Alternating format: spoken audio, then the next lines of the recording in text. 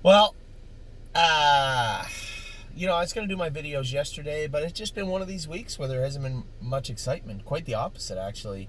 It all started off with some poor outings at the Meadows and here in Ohio, and really the end of the week. The Gray Filly actually raced good last night. I had somebody say, "Why didn't you drive her?" I mean, I had that guy down to drive her, and then he was going to Buffalo. So that's a little bit of a convoluted story. Buffalo told Billy Davis that he's not allowed to drive. He's not allowed to go back and forth to Ontario where there's a lockdown and drive in Buffalo. So obviously, like most people, Billy picked his kids and his family over Buffalo Raceway and decided he was going home. So Travis went and drove some of his horse. I didn't ask you. Did you have any luck last night? Got checks, second, third, couple thirds. So Travis went to drive in Ohio. So this left me with a position I was in where I was in race 11, 12, 14, 15, and then race 1 with the gray horse. Now I could go racer. Luke Ebersol knows the filly well. She's got the 7 hole. I got the kids. I said I'd take them to the park and play catch with Ollie, and I did. So I wasn't going to tell Ollie no so I could go drive the gray filly. I just left Luke to drive her, and actually Luke drove her very, very well. Very conservative, very well. Quite the opposite of how I drove well and down, and quite frankly, she needed a conservative drive. But I knew I was going to be in a position if she got away well.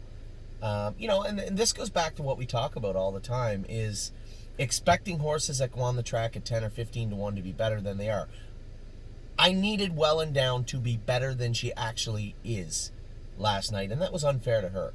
I saw the kid coming out of the 5 hole with a similar horse to Well and Down, but not really that good. I didn't think I could afford to park him. I knew if I cut him loose easy and nobody came quickly, I could probably remove. 27-1, I thought I was there 57 and popped up 56-2. I'm thinking, not a big deal. The horse first over got used leaving also. I can probably dispose of that one.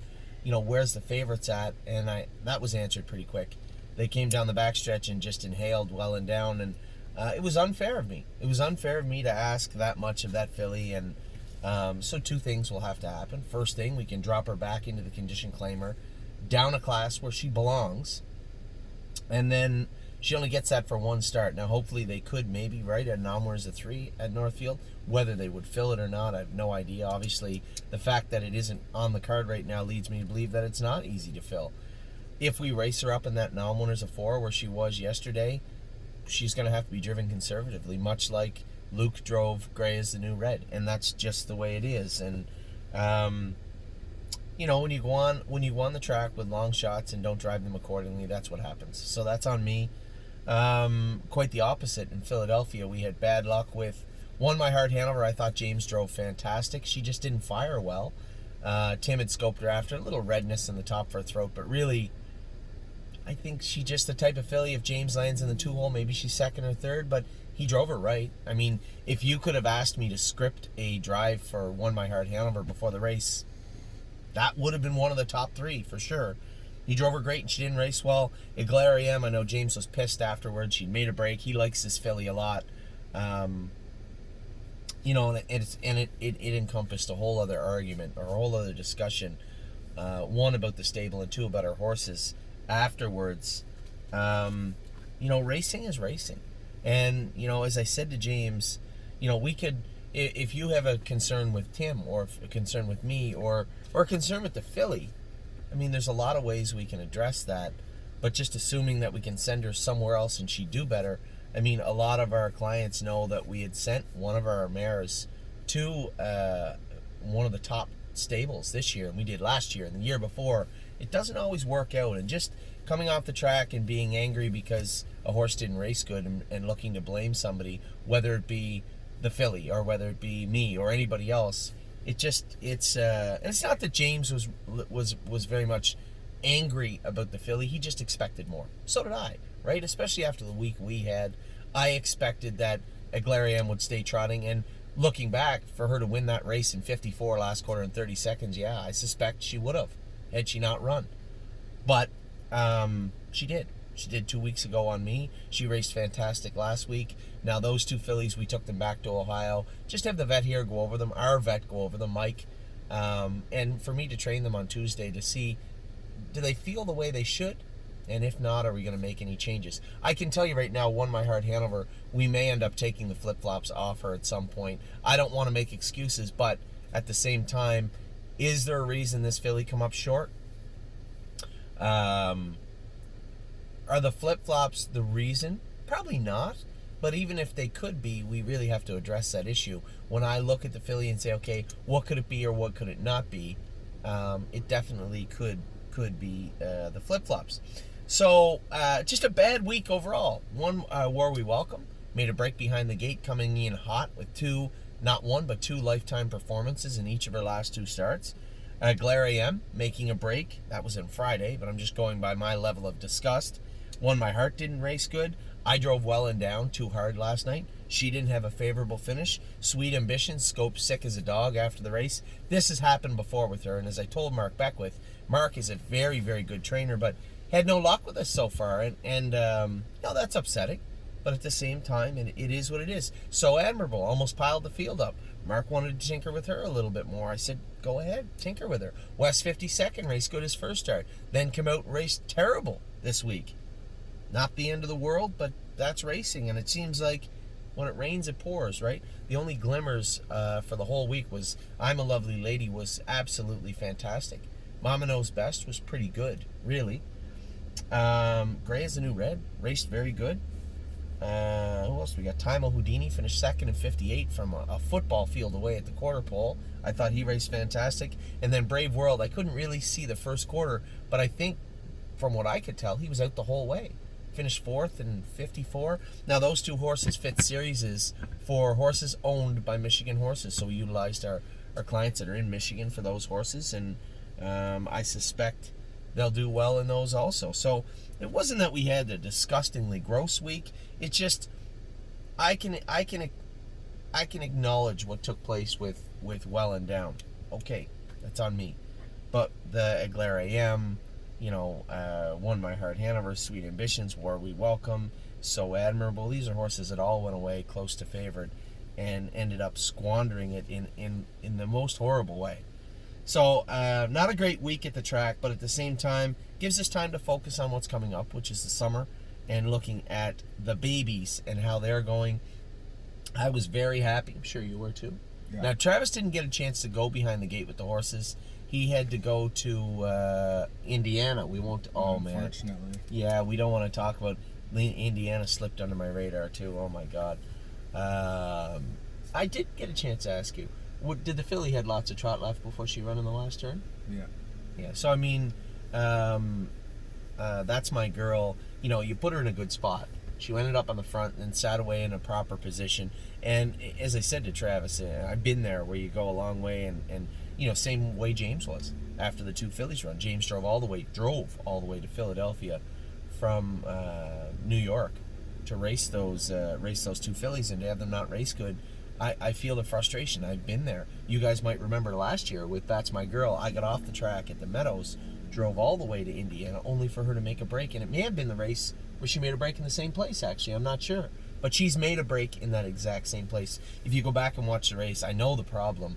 In the first turn, you just kind of let her float along, and she was all right. In the last turn, you get doubled up in behind everybody. As soon as you grab her and she puts a step in, you can see her. If you just go back and slow it down, you can see her put the step in and roll off stride, just mostly out of a lack of concentration and frustration.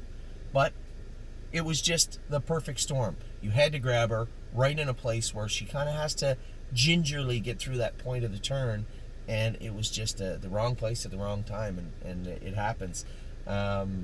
Italian Grid, I mean, what are you going to do? 10 million miles out of it at the 3/4. They tried it with 27 on the end of it. Yeah. He did all he could. And then Fox Valley Britska, there's nothing worse than that. Here's a horse where he needed a good trip to do well in there. Made a break and still trotted in 58, which is good. But what did he do leaving anyway? I don't know. I couldn't tell you what he did. He was really warm. Oh, he was hot? Oh yeah, all post parade. He was. We had the jawbreaker on him. Yeah, see, here's the thing with Fox Valley Briscoe. We wore a snake cord on him, a mini bit on him. Now his last two starts, and this is the thing about Northfield, is we are stable here. This is our home track. So to just hook them up in the barn and jog them up to the track, a lot of them stay a lot more quiet. And we have a steering bar, a jawbreaker on Fox Valley Briscoe. And the first day we raced him in it, he was really hot.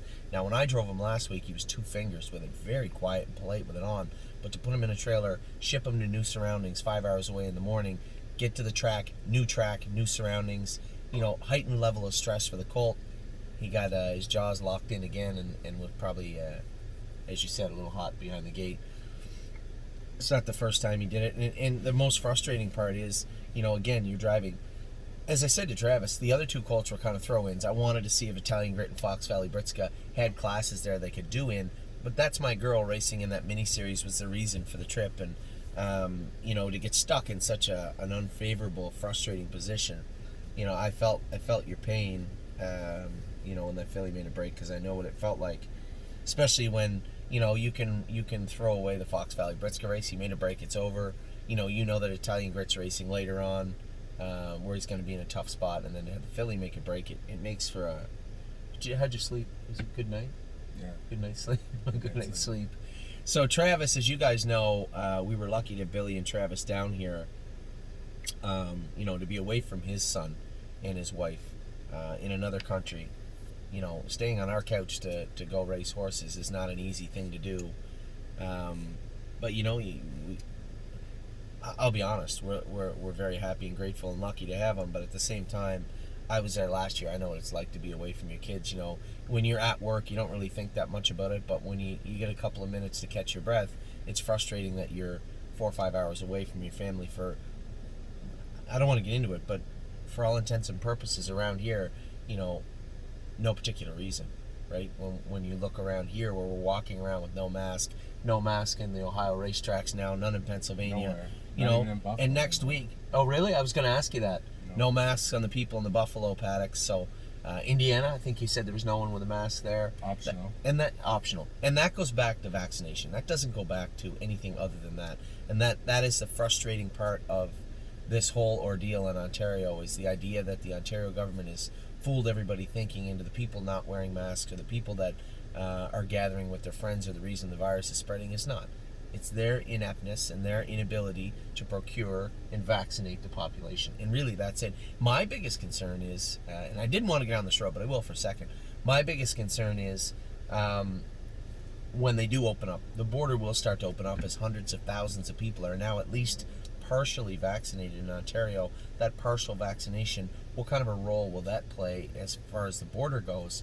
I mean, I would think if you're vaccinated in Ontario in May, you can simply go across the border and get your second shot I'm sure the government won't be telling people this, but I'm assuming you can go across the border and get your second shot, I believe. I know one of my friends, a good client of ours, Steve Palermo, had got his first shot, and he was looking around for a way to get his second shot, like a lot of people are. And it's just, just a complete fiasco. Nobody really knows what's going on in Ontario, because everybody is focused on getting back to opening up the province. People aren't really thinking about the next step, which is the border, getting across the border, and this is, who knows what's going to happen. So I am glad you're over here, and I am glad that Billy came over, because having professionals and people that understand the game in a driver's standpoint, we're lucky to have James in Ontario when he's there. We're lucky to have him drive our horses this summer. Hopefully you'll drive some of our horses this summer too. But having these people here is very important for the education of these youngsters, and they certainly had a lot of education the last couple of weeks. I was super pleased with the way the horses have trained. I know, talking to some of the trainers at Northfield, they haven't been maybe as much as we have, but I think it's important that our horses, I don't think any of our horses feel like they're stretched out or are hurt in any way when they come in. What I look for, and you guys know this, I've talked to everybody about it, what I look for when the horses are done training isn't necessarily how they trained, but how quickly they recover. Do they eat their lunch? Do they seem frustrated after their training? These are things I look for, as a horse person, I believe. Not just how did they train, how did they recover? And I think all the horses, they've all eaten their supper. The only one that's a little picky afterwards is Rose Above It. He's one of those horses with pimples in his throat, so we're on top of him in the most aggressive way to get that cleaned up all the time. He's been training so good. I know you went with him in the closed bridle. I sent you out with the closed bridle with no hood or nothing the first week, and he ran away with you in 2-4. Then the other day, I just put an open bridle on him and a screen and a hood, and he was 2 fingers. Took him off, followed him. When I moved him, he was all business. He actually trained great again. He's been in 2-4 twice now, but this is a horse that has to go to Pennsylvania. I'm going to roll through some of the horses now. I was going to do a top 10 list. I had it all set up. I wanted you to do a top 10 list and me to do a top 10 list. As you can tell, I'm the shy one, and Travis is usually the talkative one. Travis is always very careful about what he says and very reserved, and I really had to coax him into coming in here and doing this video. So I will talk about the 20 horses. I made a list of 20 on both sides of the border I like. Now, obviously, Travis doesn't know anything about the horses on the other side of the border, but he knows plenty about the ones on this side of the border. I can tell you this. Maybe it's because he's been such a turnaround story, but Procrastinator laid a vicious beating on them. Wednesday in his training set, and then yesterday Amy went with Procrastinator. Now, Amy's a little sheepish around him because Procrastinator is a little goofy. He'll leap around on the track and be a little stupid. But in the mile, he's all business, and he gave it to us yesterday. There was nothing anybody could do. He just looked better than everybody yesterday, which is surprising. I know a lot of people are waiting to see Luck of the Dragon jump forward. I thought he was on the right line, and he had a little rash on him, and then he had choked on some hay the week before, so he wasn't... I don't want to make excuses for him, but he just didn't feel like the Luck of the Dragon I remember yesterday, but there's lots of time for him to come forward. And then the little guy, you've gone with him once or twice, didn't you? Confederate Cruiser. He looked good. Justin Irvine went with him.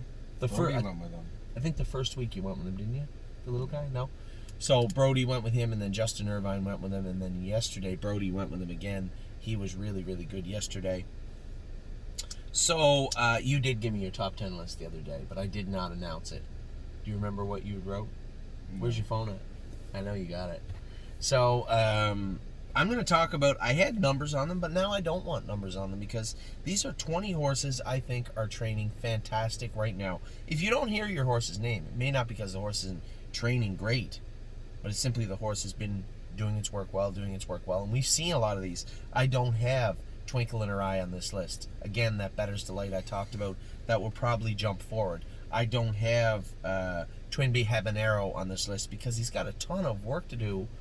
Twinbee Farms is... Do you know that colt? Do you remember that colt from when he was a yearling and all? Big, giant brother to Francis's filly?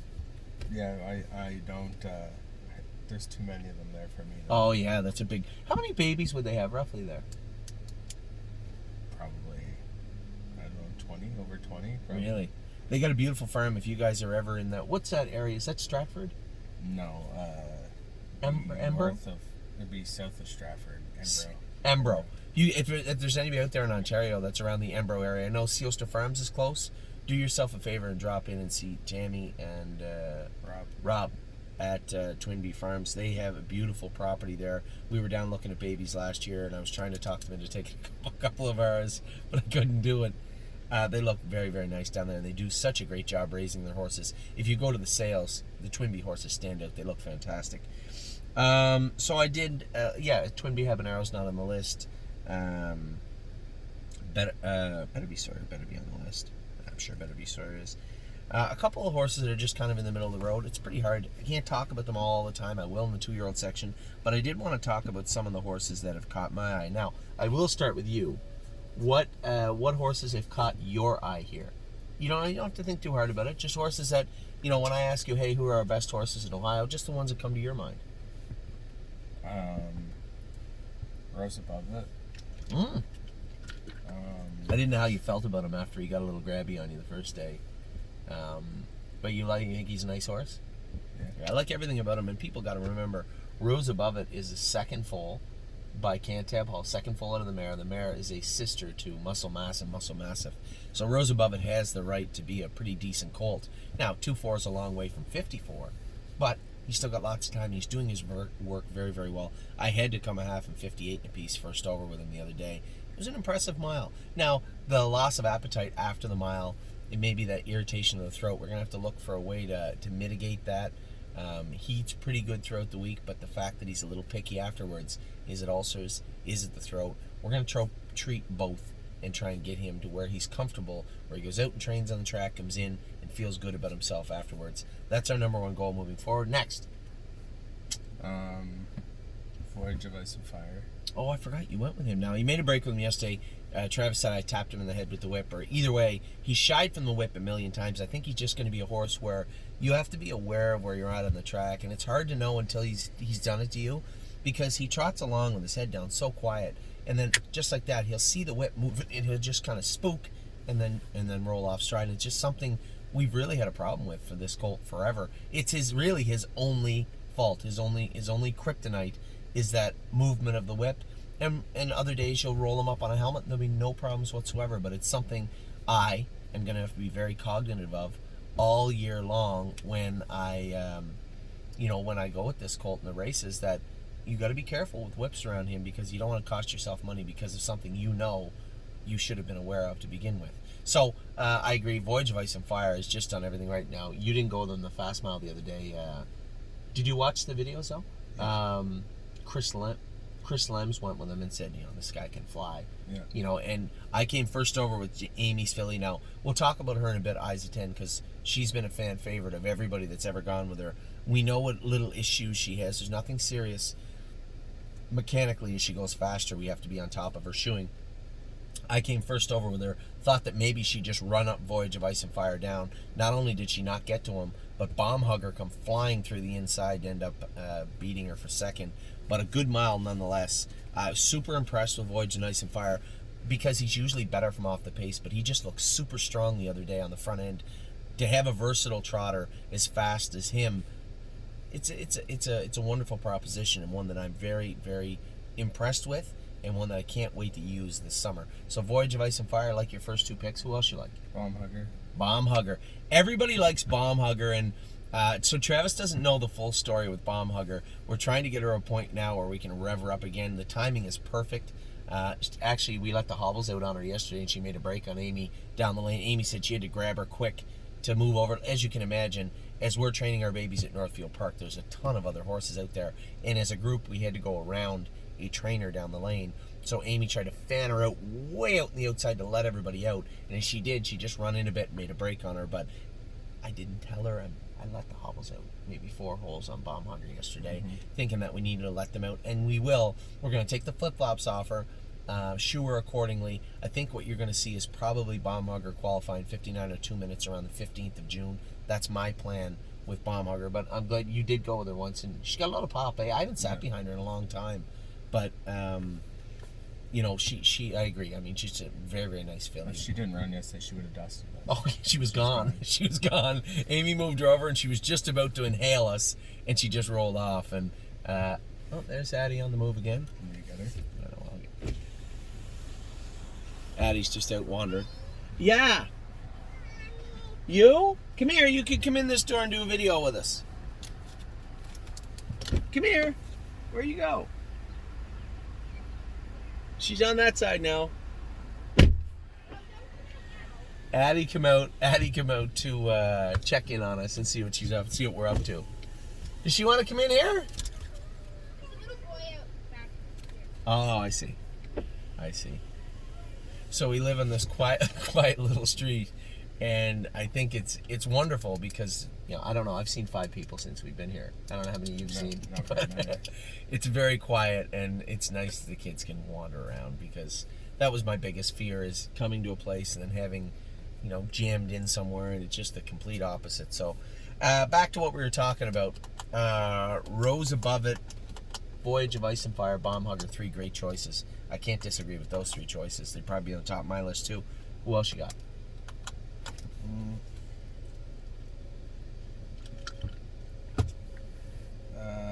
I got Prairie Fire. Ooh, I forgot about. So it was funny. Not that he's the quickest, but he does his work, and he's he's good gated, and he's good gated, and he just does. He is quick though. Yeah, he's quick, but he doesn't ever want to run or anything. I got a little. You can do whatever you want with him. I got a little confession to make. So I don't know how it happened the other day, but they screwed up the numbers. And everybody's been asking me why, who's the horse? Why one of the horses made a break. Prairie Fire is the one that made the break leaving the gate, and I can tell you what happened. Luke Ebersol had him right on the gate, and this happened with Voyage of Ice and Fire the week before, where they went to go away and he just wanted to go 100 miles an hour. The hobbles were out a little bit longer. Like, you had them where they go yesterday. I saw that they were a little longer on Prairie Fire the other day, and I'm like, it's not a big deal. And then Luke Ebersol, you can tell Luke Ebersol, he's the guy with the pig farmer overalls. I was joking. I said, just wear your training suit or your overalls. And he literally came with overalls on. I thought it was the funniest thing ever. Maybe he did as a joke. He's a pretty cool dude. So he went to go to the gate, and the horse wanted to go to the gate 100 and really just overtrotted himself out of the gate. But if you watch that whole training mile, I bet he trotted half in 57 apiece or 58 seconds. He was way back and finished up right behind the group going under the wire. And I can't remember who I had in there, but I know we come half in 59, 58. So if he's gaining lengths on us, you don't have to do, you don't have to be a genius to figure out what is going on there. So that is for, did it just say overheating? It is. We're going to be back in a minute. We have an